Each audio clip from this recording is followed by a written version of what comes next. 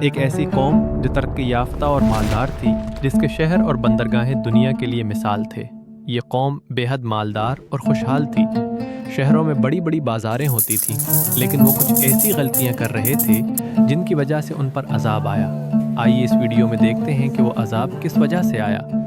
قوم سبا کی حکمران ایک عقل مند اور طاقتور عورت تھی جس کا نام ملکہ بلقیس تھا۔ وہ یمن کے علاقے پر حکومت کرتی تھی اور اس کا تخت بہت عظیم اور قیمتی تھا۔ قوم سبا دولت، طاقت اور شان و شوکت میں مشہور تھی، لیکن وہ اللہ کے بجائے سورج کی عبادت کرتے تھے۔ اللہ تعالیٰ نے حضرت سلیمان کو پرندوں، جنات اور ہواؤں پر اختیار عطا فرمایا تھا۔ پرندوں نے حضرت سلیمان کو قوم سبا کی خبر دی۔ پرندوں نے بتایا کہ سبا کی ایک عورت حکومت کرتی ہے، مگر اس کی قوم اللہ کو نہیں مانتی۔ حضرت سلیمان نے ملکہ بلقیس کو ایک خط بھیجا جس میں اللہ کی عبادت اور اطاعت کی دعوت دی گئی۔ ملکہ بلقیس نے خط پڑھ کر اپنے مشیروں سے مشورہ کیا۔ وہ ایک عقل مند عورت تھی اور جنگ کے بجائے صلح کو بہتر سمجھتی تھی۔ وہ حضرت سلیمان کے دربار میں حاضر ہونے کے لیے نکلی۔ حضرت سلیمان نے اس کے تخت کو پلک جھپکنے میں اپنے پاس منگوا لیا۔ جب ملکہ بلقیس نے اپنا تخت دیکھا تو وہ حیران رہ گئی۔ اس کے بعد اسے شیشے کے فرش والے محل میں لے جایا گیا۔ ملکہ بلقیس نے اسے پانی سمجھا اور اپنا دامن اٹھا لیا۔ تب اسے بتایا گیا کہ یہ شیشے کا فرش ہے۔ یہ سب دیکھ کر وہ اللہ کی قدرت کو پہچان گئی۔ ملکہ بلقیس نے کہا کہ میں نے اپنے نفس پر ظلم کیا۔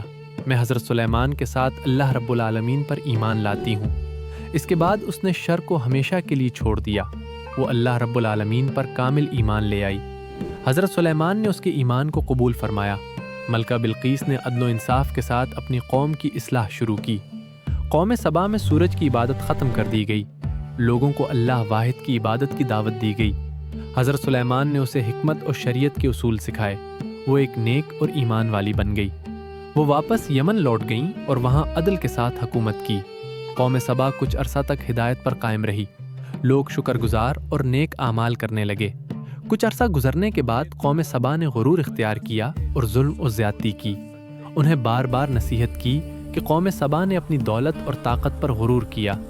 اللہ نے حضرت سلیمان کو بھیجا قوم سبا کو اسلام کی دعوت دینے کے لیے۔ انہوں نے کہا، ہم طاقتور ہیں، ہمارے پاس فوج ہے، ہمارا بند مضبوط ہے، ہمیں کسی نبی کی ضرورت نہیں۔ جب حضرت سلیمان کی دعوت عام لوگوں تک پہنچی تو انہوں نے مذاق اڑانا شروع کر دیا۔ کوئی کہتا، یہ کون ہے جو ہمیں حکم دے رہا ہے؟ ان کی باتوں کو نظر انداز کر دیا۔ حق کو پہچاننے کے باوجود انکار کیا اور غرور میں مبتلا رہے۔ اللہ نے انہیں بار بار سمجھایا مگر وہ نہ مانے۔ اس کے بعد اللہ نے قوم سبا پر عذاب نازل کرنے کا حکم دیا۔ ایک دن لوگوں نے دیکھا کہ سد مارب ڈیم کی دیوار میں چھوٹے چھوٹے سوراخ بننے لگے ہیں۔ چوہے مٹی اور پتھر کتر رہے تھے۔ پانی رسنے لگا تھا۔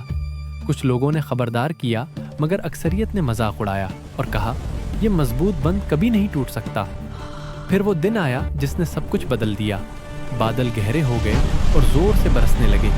اچانک ایک زوردار آواز آئی اور سد مارب ڈیم ٹوٹ گیا۔ پہاڑوں کے پیچھے جمع پانی دیو کی طرح بستیوں پر ٹوٹ پڑا۔ سیلاب نے کھیت بہا دیے، باغات اجاڑ دیے، گھر مٹی میں بدل گئے۔ جہاں کبھی انگور اور کھجوریں تھیں وہاں کانٹے دار جھاڑیاں رہ گئیں۔ سرسب زمین ویرانی بن گئی۔ قوم سبا کی خوشحالی ایک لمحے میں ختم ہو گئی۔ اے لوگوں، نعمتیں اللہ کی دی ہوئی ہیں، غرور نہیں۔ اچھے اعمال اور انصاف سے زندگی سجاؤ۔ یاد رکھو، ہر قوم کی آزمائش آتی ہے اور ہر عمل کا حساب ہے۔ اس ویڈیو کو بنانے میں بہت محنت لگتی ہے۔ آپ نے صرف میرا ساتھ دینا ہے اور چینل کو سبسکرائب کرنا ہے۔